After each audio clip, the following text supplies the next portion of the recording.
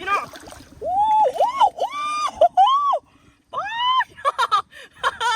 เห็นว่าพี่น้องบาทเดียวนี่โอ้มีแต่ปลาดิปลาพี่น้องมันสบายดีสวัสดีจ้าพ่อแม่พี่น้องยินดีต้อนรับเข้าสู่ซองหลองตายสาวดาวคือเก่าเด้อจ้าวันนี้สิมาอัปเดตสถานการณ์น้ำท่วมเนาะและตอนนี้หลองตายสิมายามมองพี่น้องเพราะว่าน้ำมันไหลเข้ามาอะไรกันมีน้ำได้แล้วหลองตายได้เอาหม้อมาใส่ปะก่อนไปทับซ่องฝาก็ได้ก็แชร์ก็ติดตามเพื่อเป็นกำลังใจให้หลองตายเด้อมาเบิ่งปลาเป็นปลานี่เนาะพี่น้องมีถือเดียวดอกแดกแหงมันแต่ว่าหม้อนี่มันสิเป็นปลาหน่อยว่าเป็นปลาใหญ่หม้อหน่อยหม้อใหญ่อีพอกระลังอันนั้นเนาะอีพอเรากระลังเอาขี้ขั่วใส่นะก็เอิดยังวะโอ้ปลายังเป็นอยู่ได้หนึ่งละปลาเคียงน้ำกระไล่เขาเนาะผมมีวีแววว่าสิบกเลยของตายามมองเนี่ยสิเอาเพื่อมาพ่ายเนาะพี่น้องเพื่อมาพ่ายเบิ่งหน้าก่อนพ่ายสำรวจหน้าปลากระไล่ได้ปลาทีนี้เขาก็ต้องเอาของน้ำเลยหน้ามันใดปลากับปลาเคียงนี่เอาไปถอดโอ้สุดยอดเลย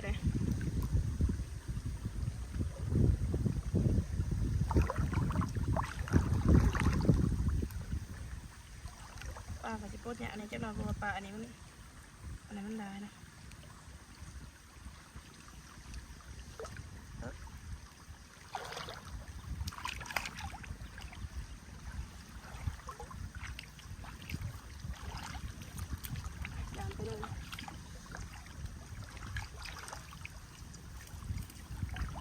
นี่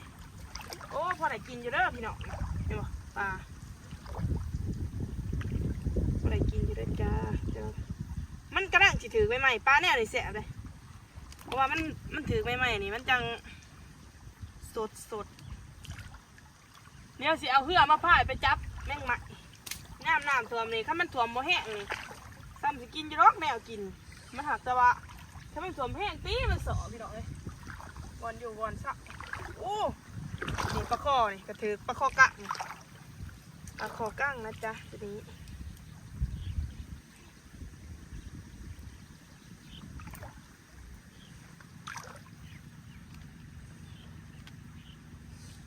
ถึงก็ปลาคอกั้งมันคือว่าพ้นจะเศร้าโต๊ะเลยพ้นจะเศร้าโต๊ะแน่นะเนาะนี่โอ้ผีเนาะนี่ยามเหมาะ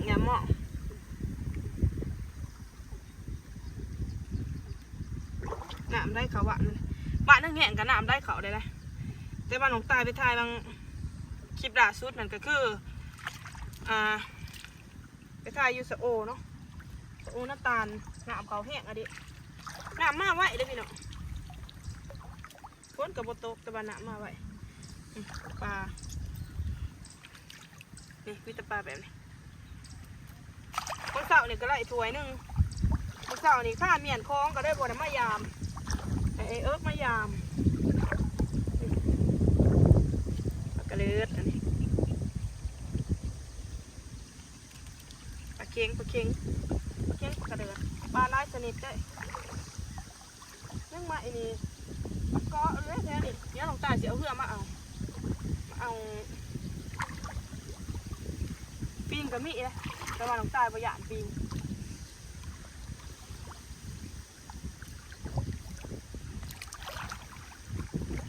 เรื่องใหม่เลยจ้ะเอาปุ๊กมาจับเอาปลาไปดีกว่าไม่ชอบเนี่ยนะนี่เด็กปลาคอปลาคอมันตายเลย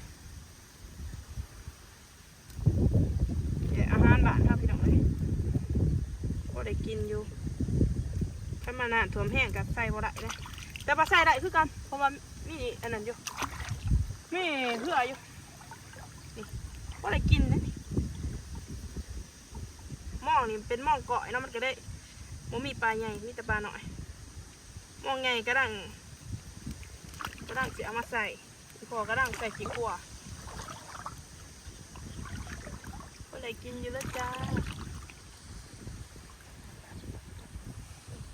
นี่จะปลาเข่งพี่น้องเลย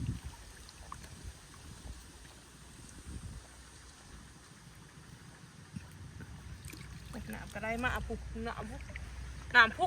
มาปุ๊บท่านะพี่น้องปุ๊บพี่ปุ๊บ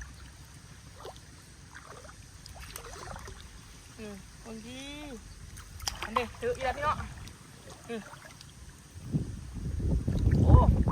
สองโตจ้านี่บ่ได้กินอยู่เด้อนี่บ่ได้ประมาทอยากทานในหม้อซื้อไว้แต่น้ำมันท่วมรอบนั้นเนาะน้องตายเคยถ่ายลงอยู่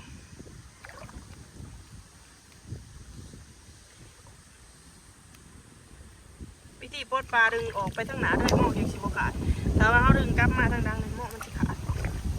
แล้วก็อันนี้เป็นปลาช่อนนะจ๊ะโอ้ล่มน้ำนี่ล่มแน่นี่ล่มน้ำแกงนะพี่น้องเลยเบิ้งอุ้ยพอเป็นยังพี่น้องปลาไฟดำจะสิได้โอ้มองขาดเบิดโอ้ปลาตัวของใหญ่ยังได้ไปบางอย่างจะสิได้โอ้พี่น้องโอ้เห็นว่าพี่น้องหวานเดียวได้นี่โอ้มีแต่ปลาดิปลาพี่น้องมันโอ้มึงต้องตายสิเอาตัวไหนน้องมันจะไปทีนี้เอาตัวนี้ก่อนเอาทั้งดมก่อนพี่น้องเอาทั้งเถิงก่อนเลยเนาะไปสิเอาทั้งดมนี่โอ้4 หาโตพี่น้อง4 หาโตจับแน่นๆเดี๋ยวมันจะไปโอ้วันนี้ถือปลาไอ้ดีพี่น้องเลยปลาอันนี้ปลาอีหยังเขาปลาขาวหรือปลากระโปง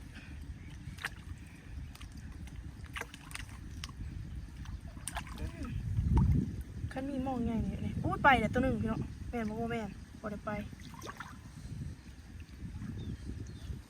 ปลาอันนี้ปีกกระแสบทอดกระแสบแต่ว่าทอดแสบกว่ามันจังบ่มีกินข้าว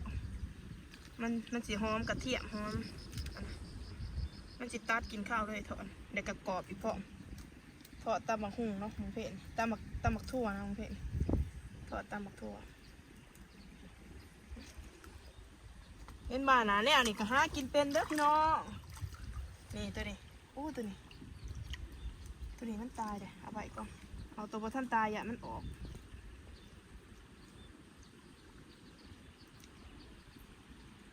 หนามาแห้งอะไรนี่ยอมพัดประมาแห้ง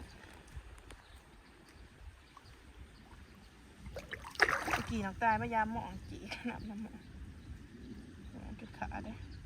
ปูมึงบรรยากาศพี่เนาะเดี๋ยวนะ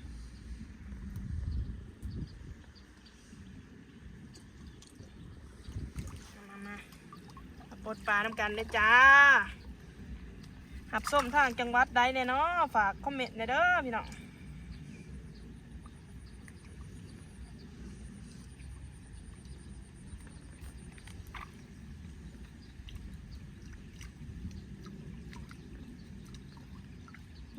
อันนี้ปลากระเดือดเห็นคอมเมนต์มากเนาะว่าน้ำท่วมเนี่ยนี่ปลาบ่บ่ไปบ่โอ้คำมันท่วมมาแห้งกะบ่รอดคือกันพี่น้องไปเบิดอันนี้ปลาคอโอ้ได้กงเวทนี่บ่จัก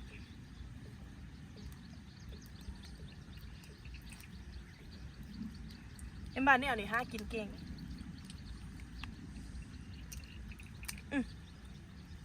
ไงได้ออกเนี่ยปลดเนี่ย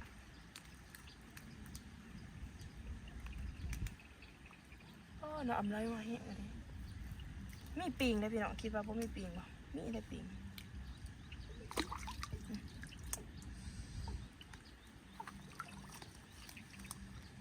อันนี้เป็นดีเดี๋ยวพี่น้องเนี่ยไปกับเพื่อนเลยที่บ้านน้องตาแต่ว่ายาเบื่อนี่เนาะตัวกล่องของมาเบื่อหรือว่ามาเบื่อนี่ก็ได้แต่เอาจริงๆก็ได้ยืนอยู่หันก็ได้ตัวกล่องยืนอยู่กันนะ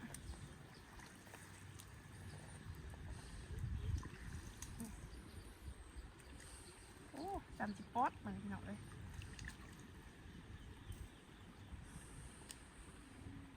ดเดี๋ยวนี้สิเอาเขาเมื่อบ้านให้ป่าน้ำป่าเอามาให้ปลาไข่ก่อนพอได้ตะปนเนี่ยจนแล้วอยู่กับลูก2 คนพอมีแนวกินเอาได้กินแม่กับแบงป่าแบงลูกอันนี้เป็น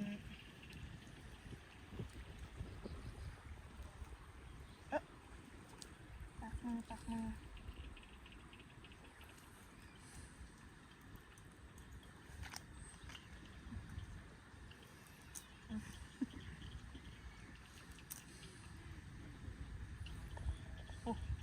เขาแต่สิได้เนาะพี่น้องเนาะเขาเคี้ยวอันนี้เว้ย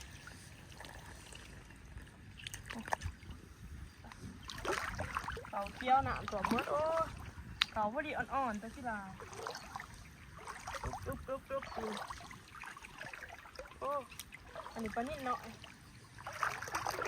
นี่หน่อยไปปล่อยตรงตา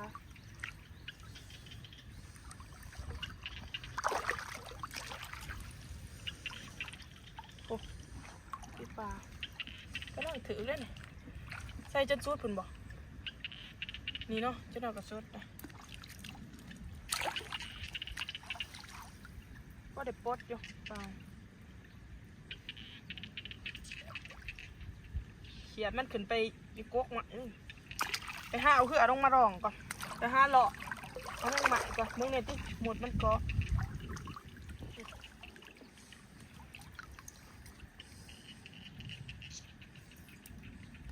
เก่งคำมันดำปี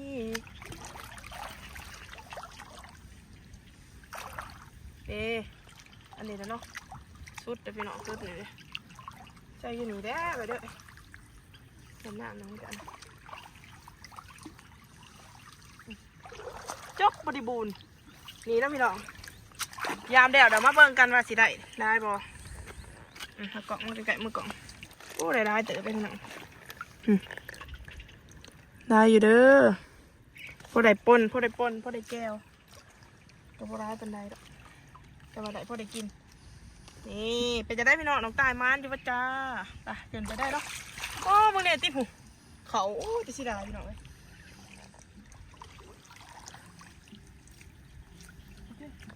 บางทีแต่สิได้เขาเนาะพี่น้องสิได้เขาอันนี้เพื่อสิเฮ็ดได้น้ำส้มไปน้ำหนักเบิด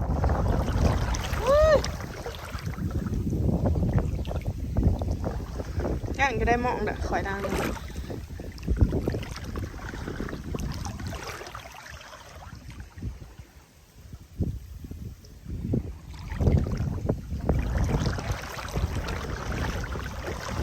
นะฮะเอาเหือลงมาอันนี้ก่อนเหือลงมาผ่ายก่อนลองลงตามไปหาเก็บแมงมันขี้เก็บแมงงอนกับร้ายสัตว์มีพิษได้นี่เห็นบ่กวกเขานะโอ้ยหมวกค่อยตกน้ำเอ้ยหมวกขัดแข็งตกน้ำ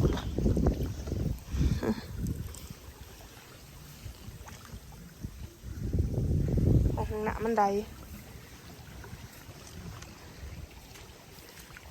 ป้ามีแต่กี่เคปพี่น้องดิเลยมีแต่แม่งอันนี้นะอันนี้หน่อยสัตว์มีพิษมึงที่ป่ะขอกเป็ดว่าบ่ได้เอาเป็ดมาปล่อยนะหนามันมาดิมันได้เขาบ่ได้ป่ะ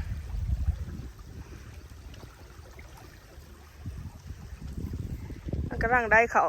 เบื่อนี้เนาะ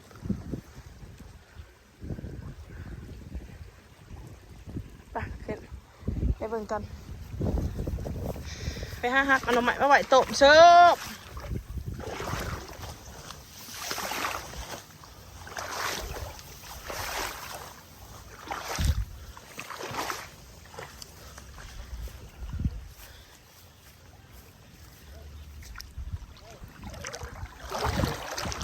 เขาพวกเคี้ยวงามโอ้ถ้ามาเป็นเนี่ยนี่เด้อีต้นเขาอีต้นหนามเด้เพื่อสิเฮ็ดหน้าละหน้าผัดมาถ่วมง่ายๆวู้นี่ก็เป็นเว้ย ไล่เขาอยู่เต็มไหนหน้าป่ะน่ะสิมาฮักเอาละไม้ไปต้มเสอะไปก่อนละไม้ฮักไปต้มน้ำมาแรงสิมาตัดเอาป่ะก็ได้ไปต้ม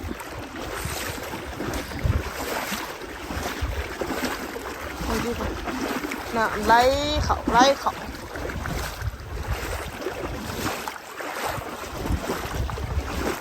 นี่ละไม้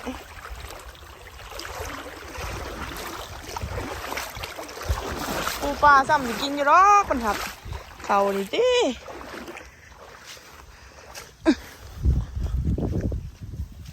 เดี๋ยวแต่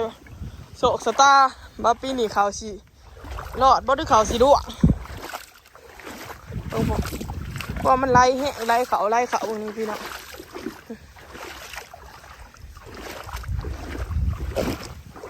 โอ้โหนี่ติแต่อีต้นเขา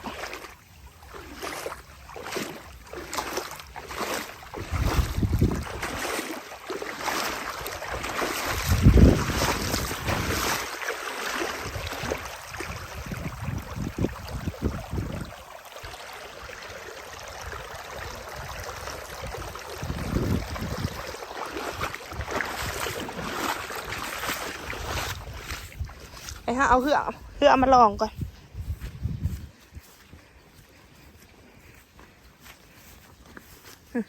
อีกบุดนกับ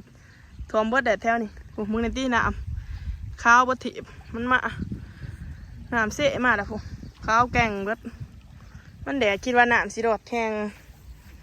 งมากสับแห้งขึ้นมากสับน้ำมันตื่นได้นี่น้ำมันเป็นบะมันตื่นมาหาจับแมงใหม่เอาเหือลงมาจับเอาแมงใหม่มันกี่สอนหน่อย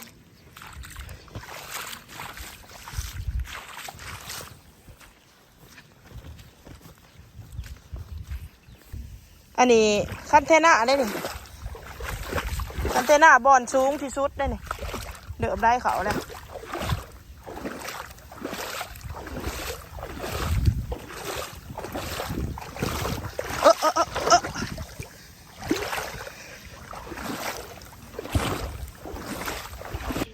น้องพี่น้อง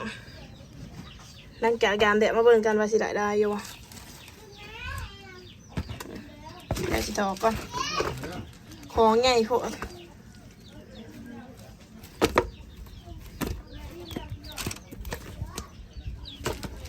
ยังได้อยู่